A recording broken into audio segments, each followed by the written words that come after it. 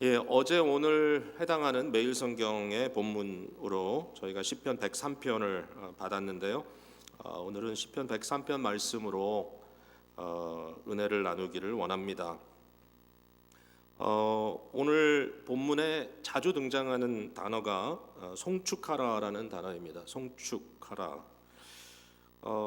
우리가 우리말로 번역되어 있는 이 말, 송축이라는 말을 들었을 때 여호와를 송축하라는 말이 그렇게 이상하게 들리진 않는데, 이 송축이라는 말이 그 영어로 번역이 되면 bless라고 하는 말로 번역이 됩니다. blessing, 축복한다 이런 뜻이죠. 이게 이제 히브리어로 바라크라고 하는 단어인데, 아마도 최근에 미국의 대통령이었던 그분도 그런 의미에서 그 성이 바락이 아닌가 생각합니다. 성이 아니라 이름이. 이 바락이라는 말이 축복한다, 축복의 의미를 갖고 있습니다. 자, 일단 우리가 이 말의 의미를 조금 더 생각하기 전에 한 가지, 그 새해를 시작하면서, 이제 한 해를 마무리하고 새해를 시작하면서 적어도 이제 이 본문을 우리에게 주신 어떤 좀 이유, 왜 이런 본문이 우리에게 주어졌을까 한번 생각해 봤으면 좋겠는데요. 일반적으로 저희는 이 블레싱에 대해서 받는 것으로 이렇게 많이 생각을 하죠. 그래서 하나님이 우리를 축복하시고, 사실은 이 축복이라는 말은 복을 구한다라는 의미니까, 축복이니까 하나님이 축복한다는 말은 사실 좀 어폐가 있어요. 그래서 우리가 하나님이 축복한다 그렇게 안 하고 하나님이 복 주신다, 하나님께서 복을 내리신다 이렇게 표현하는 게 좀 더 맞을 것 같은데, 어쨌든 이 복 또는 축복이란 단어를 저희들이 우리를 위해서 참 많이 씁니다. 새해 첫 인사는 새해 복 많이 받으세요라는 인사이죠. 이게 이제 교회에서도 일반적으로 우리가 자주 쓰는 그런 새해 인사입니다. 해피 뉴 이어가 똑같은 그런 의미니까요. 근데 복을 많이 받는다라고 하는 말이 일반적으로 뭐 장수를 한다든지 건강하다든지 뭐 자녀의 뭐 잘 되는 그런 복이라든지 뭐 물질의 복이라든지 뭐 이런 일종의 일반적으로 생각하는 이 세상에서 그냥 많이들 통용되는 그런 의미에서의 그냥 잘 되는 것, 그런 의미로 생각을 한다면 좀 뭔지 몰라도 저희가 일반적으로 교회에서 좀 말하기에는 조금 부족함이 있죠. 조금 부족해요. 그래서 모르겠어요. 꼭 이렇게 해야 될지 모르겠지만 새해에는 더 큰 은혜 받으세요. 좀 이상하네요. 근데 이제 믿음 주심, 하나님께서 우리의 속사람을 강건케 하심, 이런 것들이 은혜의 영역이라면 그런 의미에서 우리가 새해 복 많이 받으라고 얘기하는 것도 좋을 것 같습니다. 복을 달라. 올해도 우리가 복을 구했고 내년도 복을 구한다. 내가 좀 더 잘 됐으면 좋겠고, 내가 좀 더 많이 가졌으면 좋겠고, 내게 부족한 것이 좀 더 채워졌으면 좋겠고, 뭐 그런 의미에서 신앙의 영역도 항상 내가 받을 것, 내가 받을 수 있는 복을 많이 생각하는데, 이게 많은 분들이 갖고 있는 어떤 마음의 그런 좀 트랩인 것 같아요. 그래서 신앙생활도 결국은 내가 더 복을 받기 위한 방법으로 생각할 때가 참 많은 것 같아요. 송구 영신 예배를 이제 오늘 밤에 저희도 드리지 않습니까? 밤 11시에 우린 드리는데요. 이 송구 영신, 그 옛 해를 떠나보내고 새로운 해를 맞는다라는 것이 어떤 의미냐에 대해서 요새 많은 좀 자성하는 얘기들이 나오더라고요. 저는 모태신앙으로 어렸을 때부터 그냥 교회에서만 있었기 때문에 송구 영신 예배 그러면 그저 촛불 예배 드렸던 기억, 또 한 해를 떠나보내고 하나님께 감사하고 새해를 맞이하면서 또 하나님께 이렇게 다시 헌신하는 그런 의미로 그냥 아무 생각 없이 송구영신 예배를 드리곤 하는데, 어떤 분들은 이것이 굉장히 좀 무속적인 그런 어떤 개념이 아니냐, 항상 그런 오케이션을 만들어서 마치 특별 새벽 기도에도 그런 식으로 뭔가 치성을 드림으로써 좀 받아내려고 하는, 아니면 좀 요행을 바라는. 이제 문제는 뭐냐면 이제 이런 것들을 부추기는 행위들이 있는 것 같아요. 저도 이거 처음 듣고 깜짝 놀랐는데 우리 동네도 이렇게 하는 교회가 있더라고요. 그러니까 송구영신 예배 때 뭘 하느냐 하면, 뭐 예를 들어서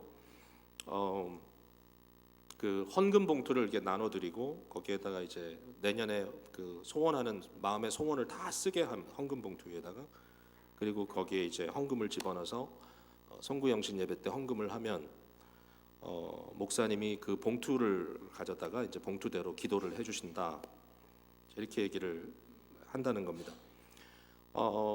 저도 연말이 되고 연초가 됐을 때 성도님들께 기도 제목들을 좀 주시면 제가 좀 기도하는 데 도움을 받겠습니다. 그렇게 한 적은 있는데 헌금 봉투에다 한 적은 없는 것 같아요. 뭐 그게 큰 차이인지 모르겠습니다만은, 그래도 뭐 이런 얘기를 하더라고요. 이거 헌금 안 할 수가 없지 않느냐, 왜냐하면 헌금 안 하면 기도를 안 해주겠다는데, 뭐 이런 식의 좀 이해를 하는 경우도 있더라고요. 그래서 혹시 이런 것도 좀 뭔가 좀 사람들의 심리를 좀 이상하게 사용하는 게 아닌가.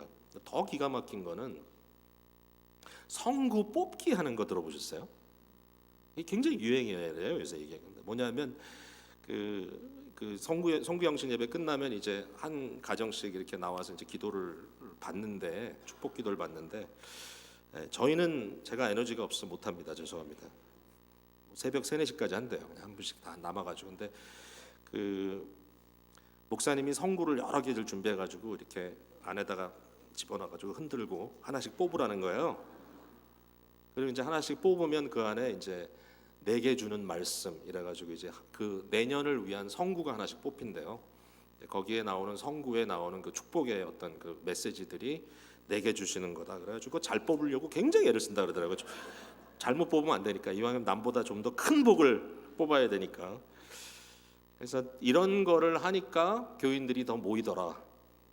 네, 요새 바빠가지고 성구영신 예배 다 안 나오시잖아요, 많이들. 또 뭐 오늘 밤에도 얼마나 추운데 성구영신 예배가 이렇게 좀 뭔가 이렇게 좀 사람이 이전만큼 그렇게 막 열기를 갖고 모이는 것 같지 않아. 저희는 이제는 성찬 예배도 성구영신 때 안 하고 1월 첫 주일로 옮겼잖아요. 뭐 아무래도 주일 예배가 더 중요할 것 같아서. 그러니까 안 오는데 과연 어떻게 하면은 성구영신 예배 더 많은 사람이 오게 할까? 우리도 성구 뽑기를 한번 해볼까? 뭐 이런 생각들이 이 사람들의 마음을 좀 보여주는 것 같아요. 그러니까 이렇게 하니까 뭔가 호기심을 가지고 나도 좀 뭔가 남다른 복을 좀 받았으면 좋겠다.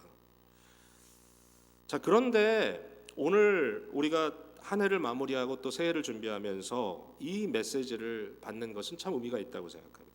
우리가 블레싱 그러면 내가 받는 걸 항상 생각하는데, 오늘 본문에는 우리가 하나님을 블레싱하라 이렇게 되어 있어요. 그러니까 물론 그 의미는 우리가 좀 심각하게 다시 수정을 해야 되는데, 만약에 우리의 눈이, 신앙의 눈이 나라고 하는 한 개인이나 또는 나의 가정이 세상에서 좀 잘 살게 되고 좀 더 좀 여유 있어지는 것이 신앙의 목적이 되는 것이 아니라, 우리의 눈이 하나님의 나라가 더욱더 확장되고 하나님의 다스림이 더욱더 구체화되고, 그래서 참 아픔이 있는 곳에 하나님의 긍휼과 공의가 임하고, 그죠? 참 아프고 상처받고 힘든 그 현장에 하나님의 사랑이 더욱더 구체적으로 드러나고, 세상이 조금 더 하나님의 뜻에 합하는 그러한 세상으로 바뀌어지고, 하나님의 말씀 복음이 아직 복음을 모르는 자들 끝까지, 땅 끝까지 전파되고. 그러니까 신앙이라고 하는 것이요, 내게 필요한 것을 구걸하면서 여기저기 다니는 것, 어떻게 해서든지 하나라도 더 뽑아보려고 하는 이러한 것이 신앙이 아니라, 사실은 신앙은 담대합니다. 뽑기 해서 제대로 안 나왔다고 여러분 걱정하지 마세요. 나는 왜 이렇게 상이 안 걸리지? 예? 막년에 하는데 나는 정말 상이 안 걸려. 기껏해야 화장지 하나. 왜 이렇게 상이 안 걸리지? 남들은 뭐 큰 것들 가져가는데, 그건 걱정하지 말라는 거죠. 왜냐하면 그게 복과 복이 없는 것이 아니라, 사실 성경이 선포하는 우리의 존재는 하나님의 은혜 가운데 완전히 새로운 피조물이 된 거잖아요. 우리가 이미 복받은, 말 그대로 축복된 존재가 되었기 때문에 나의 존재가 무엇인가를 확인하고 이제는 담대하게 하나님의 나라를 위하여 감사하며 살아가겠다. 이게 성도의 오리엔테이션. 구걸하는 것이 아니에요.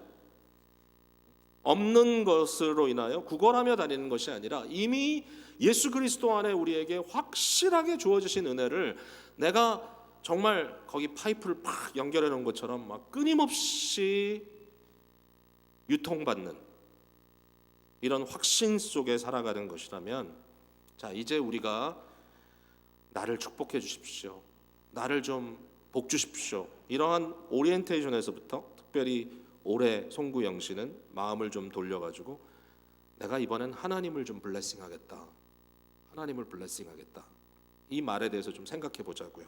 자, 여호와를 송축하라, 이 블레싱의 의미가 뭘까요, 여러분? 조금 수정이 필요합니다, 우리 마음에. 왜냐하면 일반적으로 블레싱이라는 말을 우리는 좀 모자른 것을 채움받는다, 그러니까 내가 건강하지 않은데 건강을 축복으로 받는다, 내가 물질이 좀 부족한데 물질을 복으로 받는다, 내가 좀 사회성이 부족한데 좀 사람들에게 인기를 더 누린다, 뭐 이런 없는 것을 채움받는 것을 일반적으로 복이라고 생각하니까, 사실 오늘 본문에 여호와를 송축하라, 여호와를 블레싱하라라는 말이 사실 메이크 센스 안 하죠. 하나님이 뭐가 필요해요? 아무것도 필요치 않은데. 자, 어쨌든 성경에 이 바라크라고 하는 단어가 구약 성경에 287회나 나오더라고요. 제가 설치를 해보니까 굉장히 많이 나오는 거죠. 뭐 요새 컴퓨터가 있으니까 이런 건 너무 쉬워요.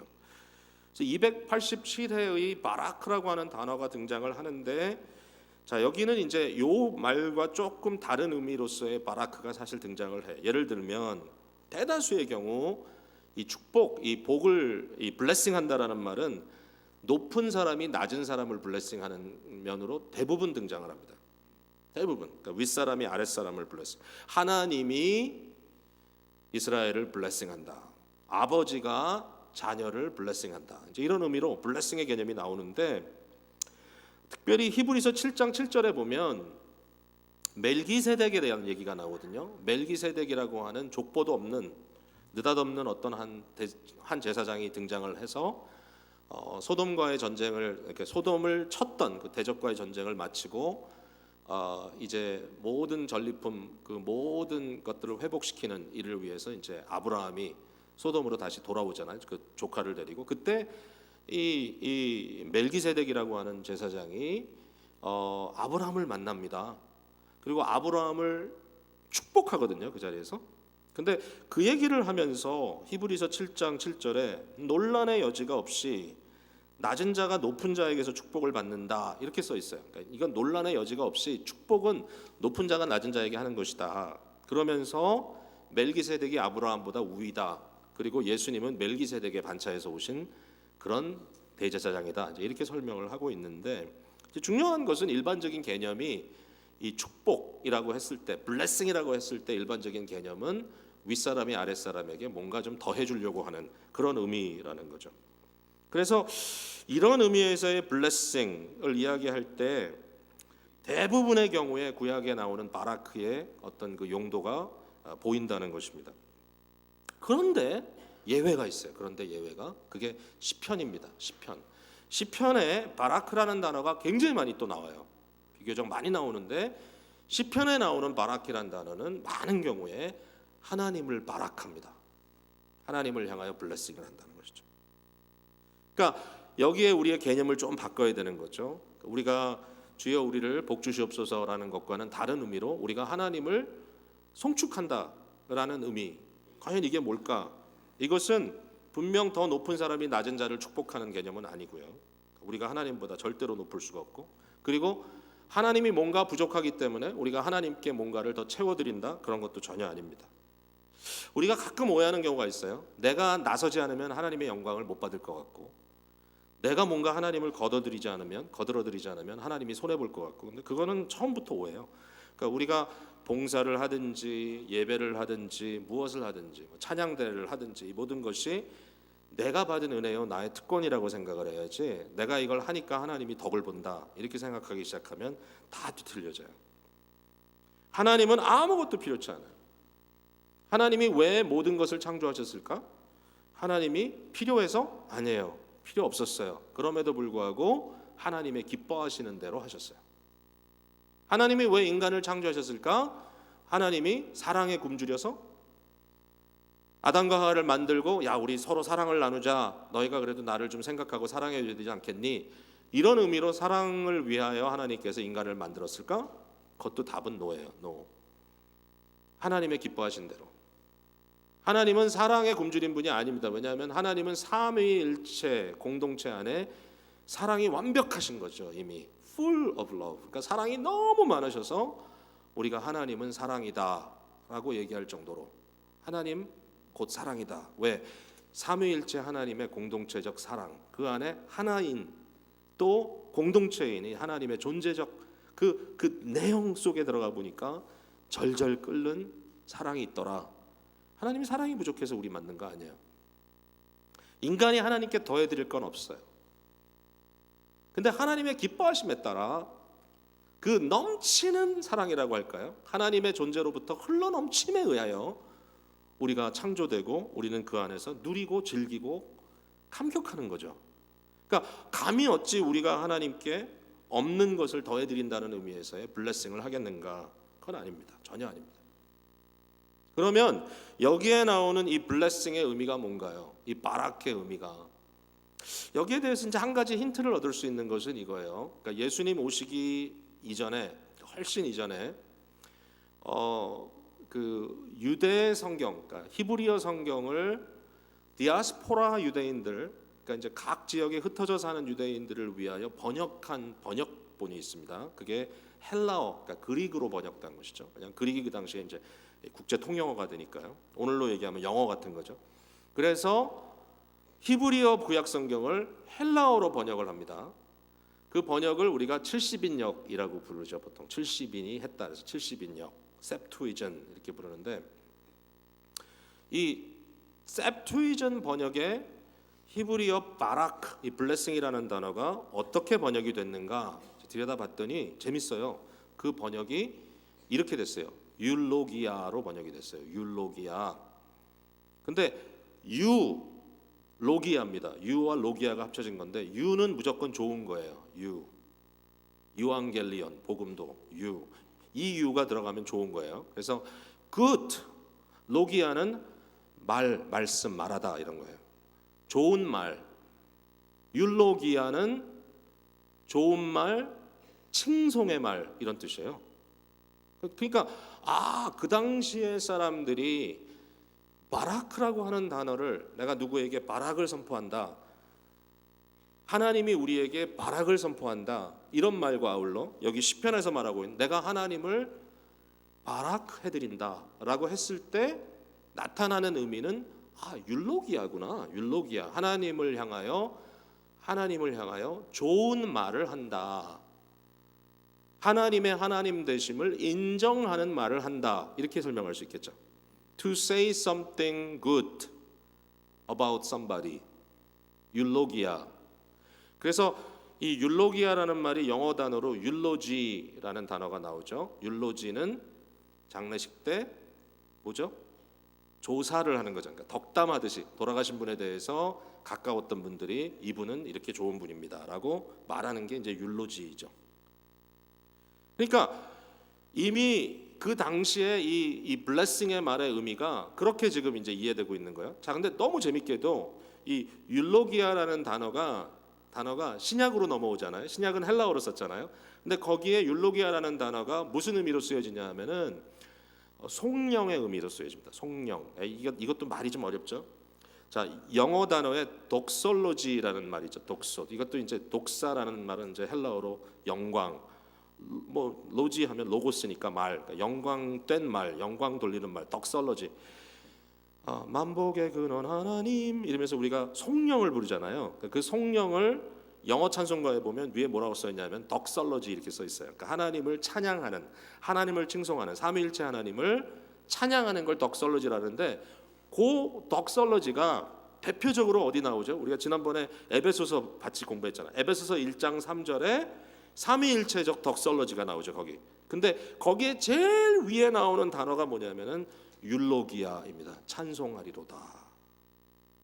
그러니까 결국은 이 블레싱 한다라는 이 말의 의미가 오늘날 우리에게 어떻게 이해되냐면은 하나님을 영화롭게 하는 말, 하나님께 영광을 돌리는 말, 하나님을 찬양하는 말, 하나님께 하나님의 선하심과 인자하심과 하나님의 아름다우심을 선포하는 말, 이런 의미에서요. 율로기아.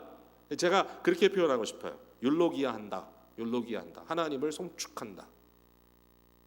그런 의미에서의 blessing. 그러니까 우리가 하나님을 뭘 더해드리는 것이 아니라 하나님의 하나님 되심을 인정하고 그가 하신 일에 대해서 드러내는, 칭찬하는. 그러니까 한 해를 우리가 내가 좀 뭔가 좀 인정받으면 좋겠다, 내가 복 받았으면 좋겠다, 그렇게 살았다면 내년을 생각하면서도 내가 좀 더 가졌으면 좋겠다. 그게 아니라 우리의 오리엔테이션이 하나님께서 이미 하신 일들, 하나님의 하나님 되심을 인정하고 그를 덕살러지함으로써, 그를 송축함으로써 한번 우리의 신앙의 축을 만들어 보자, 이런 의미로 생각할 수 있겠죠. 그 단어들이 참 재밌더라고요. 보니까 언어가 다 달라서 그렇죠. 율로기아 그러면 유로기아죠. 좋은 말.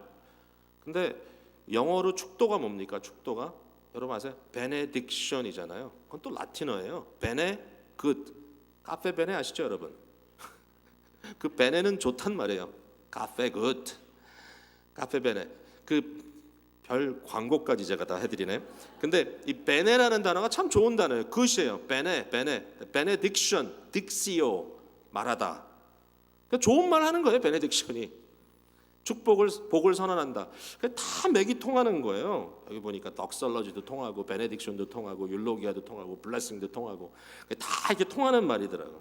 그래서 이 말을 다 종합해 봤을 때 시편 103편은 뭐냐? 바로 doxological psalm, 하나님을 송축하는, 하나님을 송영하는, 영광되게 하는 그러한 시구나. 근데 여기 보니까 1절에 이렇게 써 있어요. 내 영혼아 여호와를 송축하라. 내 속에 있는 것들아 다 그의 거룩한 이름을 송축하라. 그의 거룩한 이름을 거룩되게 드러내라. 구별된 그의 이름을 찬양하라. 딱 이걸 읽는데 갑자기 풀리지 않던 게 하나 딱 풀린 거예요. 제 머릿속에서. 뭐냐면 제가 얼마 전에 우리 예수마을 모시고서 이제 주님 가르치신 기도, 여러분 강론을 간단하게 했잖아요. 근데 주님 가르치신 기도를 소요리 문답과 대요리 문답에서 6개의 청원으로 나눕니다. 패티션 6개로 나누는데 앞에는 서론, 뒤에는 결론. 결론은 원래 있었던 건 아닌 것 같고 나중에 더해진 나라와 권세와 영광이 아버지께 영원히 있사옵나이다. 그건 나중에 더해진 것 같고 이 앞에 부분을 보면 하늘에 계신 우리 아버지, 그리고 나서 6개의 청원이 있는데 첫 번째 청원이 뭐냐면은 이름이 거룩히 여김을 받으시오며. 근데 이제 제 마음에 항상 이제 이런 게 있었어요. 아니 기도를 예수님께서 가르쳐 주시려면 좀 잘 가르쳐 주시지. 기도를 왜 이렇게 가르쳐 주셨을까? 건방지죠? 예수님 기도를 좀 잘 가르쳐 주시. 잘 가르쳐 주신 거야. 알고 봤더니. 그러니까 거기에 저는 그런 생각. 기도를 하면 첫 번째 하나님을 찬양하는 기도가 먼저 있어야지. 어떻게 그냥 찬양도 없이 무조건 청원으로 들어가냐. 근데 이제 알고 봤더니 이름이 거룩히 여김을 받으시오며 라는 말이 시편 103편에 나온 말하고 그대로 맥이 통하더라고요. 그의 거룩한 이름이 거룩되게 하라. 하나님을 송축하는 말이더라고요. 주여 주의 거룩한 이름이 거룩함을 받으시옵소서. 주의 구별된 이름, 주의 구별되심, 주님의 주님 되심, 하나님의 하나님 되심이 세상에 선포되기를 원합니다. 이건 찬양이에요. 찬양. 말 그대로 하나님을 찬양하는 말로 주기도문도 시작되는구나. 하늘에 계신 우리 아버지여 하나님의 거룩한 이름을 송축합니다. 이렇게 하면 되는 거예요. 기도가. 자, 넘어갑니다. 그러면 이러한 율로기아, 이러한 송축, 이러한 송영을 누가 말할 수 있는가? 누가 그렇게 할 수 있는가? 누가 하나님을 블레싱할 수 있을까? 여기에 대해서 오늘 시편 기자인 다윗은 아주 멋지게 표현을 하고 있습니다. 20절부터 22절에 나오는 내용인데요. 첫 번째 보니까 20절에 능력이 있어 여호와의 말씀을 행하며 그의 말씀의 소리를 듣는 여호와의 천사들이여 여호와를 송축하라 그랬어요. 하나님의 말씀의 소리를 듣는 거예요. 하나님의 음성을 직접 듣는 너희 천사들이여. 그리고 그가 말하면 순종하는 하나님의 말씀을 그대로 행하는 천사들이여. 이것은 하늘 보좌에 있는 천사들을 의미합니다. 그죠? 천상에 있는 천사. 이들은 하나님의 말씀을 듣고 그 말씀을 전달하는 메신저 역할을 하는 존재들입니다. 영적인 존재들. 그들은 하나님께 전적으로 순종합니다. 뜻이 하늘에서 이루어진 것 같이 땅에서도 이루어지이다. 이것도 매기통하네요. 여기 보니까 하늘에서 이루어진 것 같이. 그 말을 소유리 문답 대유리 문답에서 이렇게 표현하죠. 그 말은 하늘의 모든 천사들이 하나님을 절적으로 순종하는 것 같이 우리 믿는 교회가 순종하게 해주십시오. 이런 뜻이다.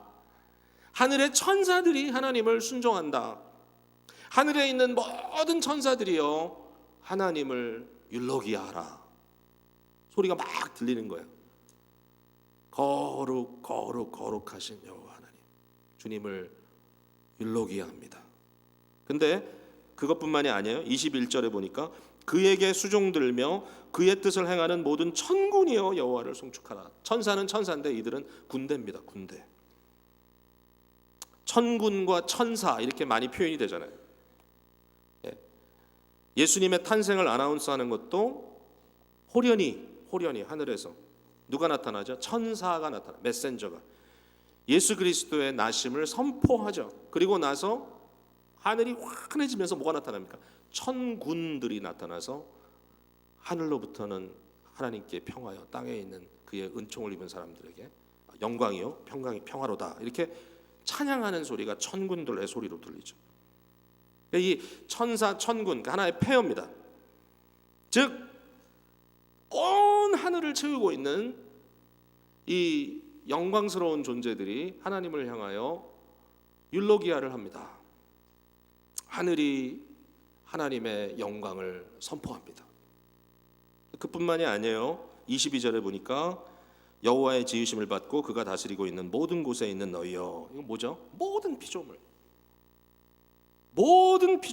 하늘에 있는 모든 것뿐만 아니라 이 땅에 있는 모든 피조물까지, 코스모스 전체, 우주 전체, 하늘과 땅 모든 것을 하나로 하나님을 향한 율로기아로 채워라. God is good.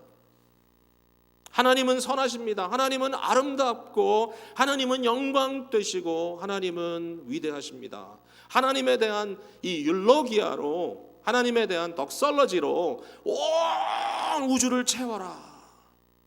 다윗이 언제 이런 생각을 했을까요? 모르겠어요. 캄캄한 밤에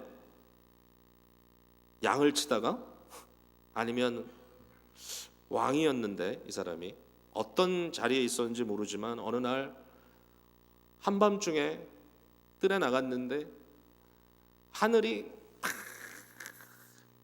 파란 게 아니라 까맣지만 별들로 환하게 비쳐요. 막 수많은 별들이 쏟아질 것 같아. 근데 들에 나가면 밤중에 소리 들리잖아요.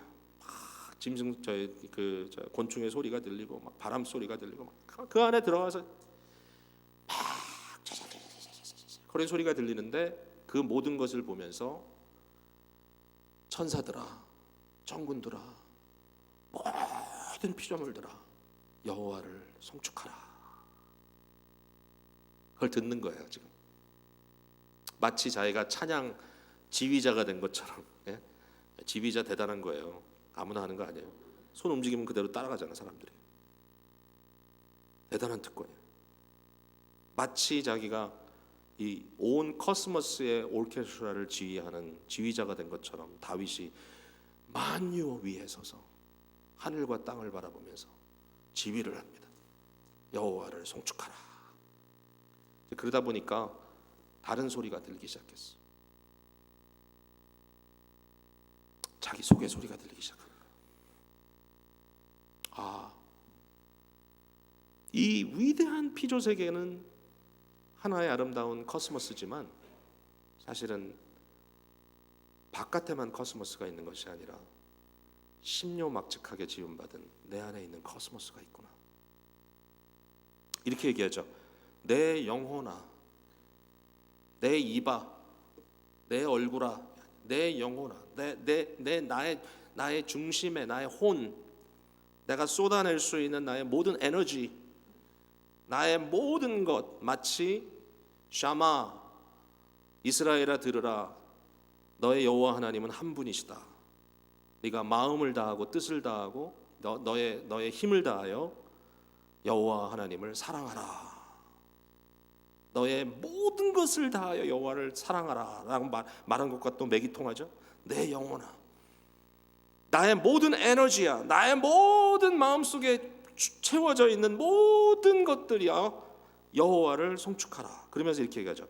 내 속에 있는 것들이 다, 그랬어요. All that is within me, 내 안에 있는 모든 것이 다 에너지를 다해서 여호와를 송축하라.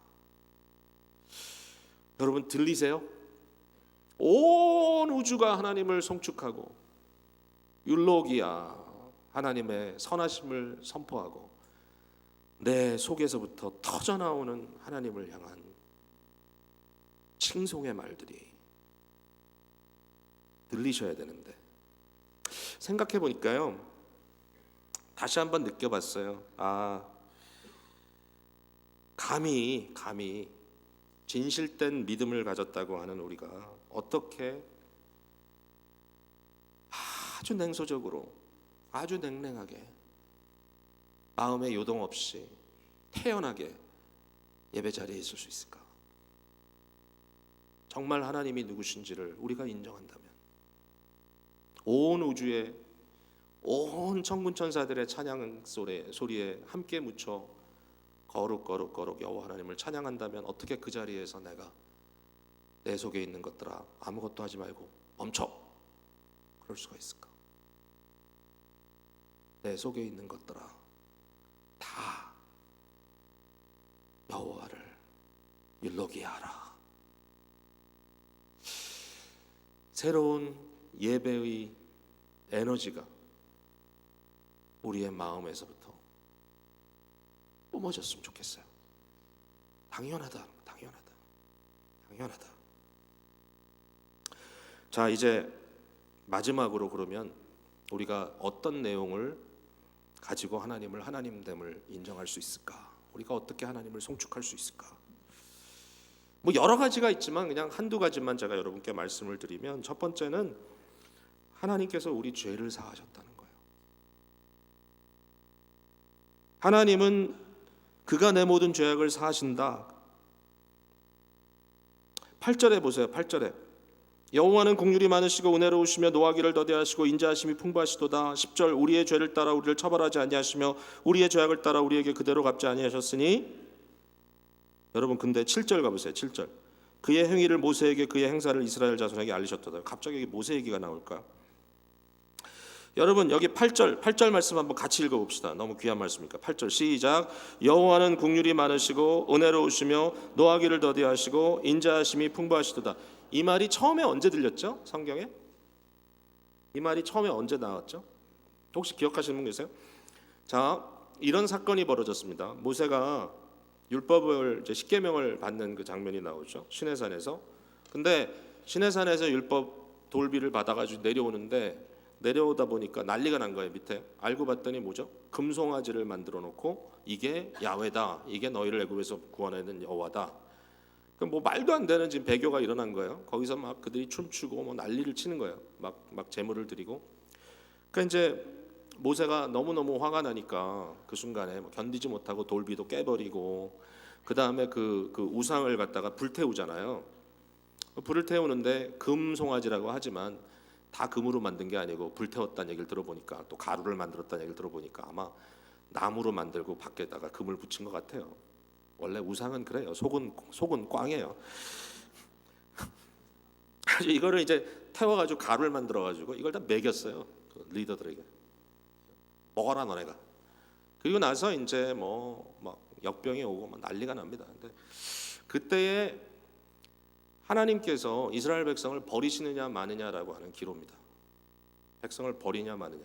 하나님께서 이 오죽 화가 나셨으면 이런 얘기를 하셨을까 생각은 들어요. 모세를 불러다가 야 그래 가라. 시내산 네가 한 달 올라와 있는 걸 기다리지 못한 이스라엘 백성들이 그렇게 가나안 땅 적과 꿀이 흐르는 땅 가고 싶어 하니까 그래 가라. You go. You take your people and go. 가나안 땅에 들어가게 해주겠다. 그러면서 하나님 그러시죠. 그런데 나는 가지 않겠다. I will not go with you. 이 말을 모세만 들은 게 아니에요. 백성들도 들었어요. 거기 그렇게 써 있죠. 이 황송한 말을 듣고 모든 백성들이 통곡하고 울기 시작합니다. 왜냐하면 가나안이 중요한 게 아니에요. 하나님이 가야지 가나안이 되는 거예요. 하나님이 계셔야 적과 꿀이 흐르는 땅이지, 아니면 말라 죽는 땅이죠. 그래가지고 이제 막 거기에 이제 그 회개를 하는 거죠. 근데 모세가 이렇게 회개하는 거야. 하나님, 나를 생명책에서 제하시고 이 백성들을 좀 용서해 주십시오. 근데 하나님께서, 야, 생명책에 제할 수 있는 이름은 네가 아니야. 네가 대속할 수 없어. 딱 잘라 말합니다. 장차 그리스도가 와야 되는 거죠. 모세를 보고 용서하는 건 아니에요. 그러나 그때 하나님께서 모세의 중보의 기도를 들으시고, 그래, 내가 같이 가겠다. 그랬더니 이제 모세가, 그 스토리가 이렇게 전개됩니다. 하나님, 내게 하나님의 영광을 보여주십시오. 내가 좀 봐야 알겠습니다. 그랬더니 하나님께서, 내가 지나가겠다 내 앞을. 하나님의 영광이 어떻게 지나가느냐? 모세를 바위 틈에다가 집어넣고, 바위 틈에다가. 왜냐하면 하나님의 영광, 그때 나타나는 하나님의 영광을 보면 모세도 살 수가 없었던 모양이에요. 이게 굉장히 미스테리어스죠. 그때 하나님께서 자기의 손으로 그 바위를, 그 갈라진 틈을 모세를 집어넣고 막으시고 보호하시는 거죠. 그리고 지나가셨어요. 근데 그때 지나가면서 들렸던 말이 이 말입니다. 여호와는 긍휼이 많으시고 은혜로우시며 노하기를 더디하시고 인자하심이 풍부하시도다. 이러고 이스라엘의 새로운 역사의 장을 또 써나가기 시작합니다. 다 망해 죽어야 될 백성들이에요. 어떻게 하나님의 이름을 그렇게 망령되할 수 있어요? 어떻게 아론이, 다른 사람도 아닌 아론이 그렇게 할 수가 있어요? 어떻게 아론이 금송아지를 만들자고 할 수가 있어요? 어떻게 그게 여호와 하나님의, 어떻게 그게 이스라엘을 애굽에서 구해낸 10가지 재앙을 통하여 그 모든 신들을 제압한 그 하나님이시냐고요? 어떻게 금송아지가? 그럼에도 불구하고 매듭을 지으시면서 하나님께서 말씀하시는 겁니다. 우리의 죄를 따라 우리를 처벌하지 아니하시며 우리의 죄악을 따라 우리에게 그대로 갚지 아니하셨으니. 유명한 말씀이죠. 12절, 동이 서에서 먼 것 같이 우리의 죄가를 우리에게서 멀리 옮기셨다. 여러분, 저와 여러분은 용서받은 사람들입니다. 우리가 성령의 은혜로 믿음이 딱 생기기 시작하면요, 첫 번째 느껴지는 건 뭔지 아세요? 아, 좋다, 이게 아니에요. 첫 번째 느낌은 뭐냐면 부끄러움이에요. 두려움이에요. 왜? 하나님의 거룩하심 앞에 내가 설 수 있는가? 난 죄인인데. 깨달아져요. 그게 죄를 깨닫는 거예요. 정말 복음이 복음으로 들리는 건 뭐냐면 그때, 두렵고 떨리는 그때에, 주여 나를 떠나소서 나는 죄인이로소이다라고 말하는 그때에 들리는 거예요. 여호와는 긍휼이 많으시고 은혜로우시며 노하기를 더디하시며 인자하심이 풍부하시도다. 너의 죄를 동이 서에서 먼 것처럼 옮겨버렸다. 모든 부끄러움과 우리 속에 있는 모든 어두움들이 우리 하나님의 그리스도 안에, 십자가 안에서 보여주시는 이 용서의 은혜로 말미암아 다 녹아지는 거예요. 오늘 우리가 주님을 송축해야 될 이유가 여기 있어요. 여러분 이 자리에 어느 누구가 당당하게 주님 앞에 머리를 곧게 세우고, 주님, 나는 잘한 것밖에 없어요, 얘기할 자 누가 있어? 아무도 없어요. 만약에 그렇다면 그거는 하나님을 거짓말하게 하는 자요, 아마도 정신병자요. 그럴 사람 없어요. 정말 제 자신을 이럴 때마다 한 번씩 돌이켜보면 용서받은 죄가 얼마나 많은지, 그리고 그들 중에 정말 부끄럽고 너무 수치스럽고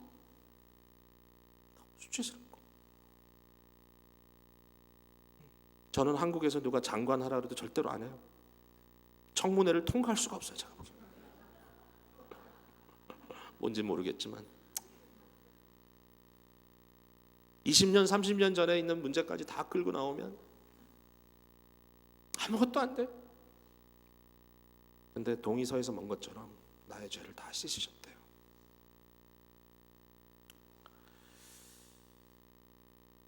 주님을 찬양합니다.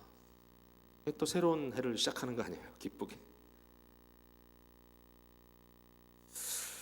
한 가지만 더 얘기하고 마치죠. 하나님은 어떤 하나님이냐? 정말 우리를 이해하시는 하나님이에요. He knows us. 우리를 알아요. 13절에 아버지가 자식을 긍휼히 여긴 같이 여호와께서는 자기를 경외하는 자를 긍휼히 여기시나니 이는 그가 우리의 체질을 아시며 우리가 단지 먼지뿐임을 기억하심이로다. 인생은 그 날이 풀과 같으며 그 영화가 들의 꽃과 같도다. 그것은 바람이 지나가면 없어지나니 그 있던 자리도 다시 알지 못하거니와.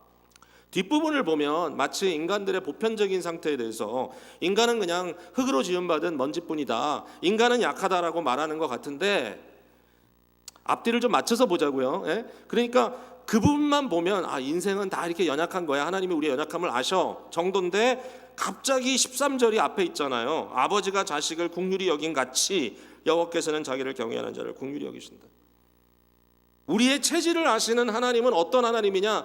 아버지잖아요. 아버지. 여기도 아버지들 계시잖아요. 저도 아버지인데요, 아버지가 아는 게 뭔지 아세요? 자녀가 뭐 둘이든 셋이든 10명이든 간에 아버지는 자녀를 하나하나 다 알아요.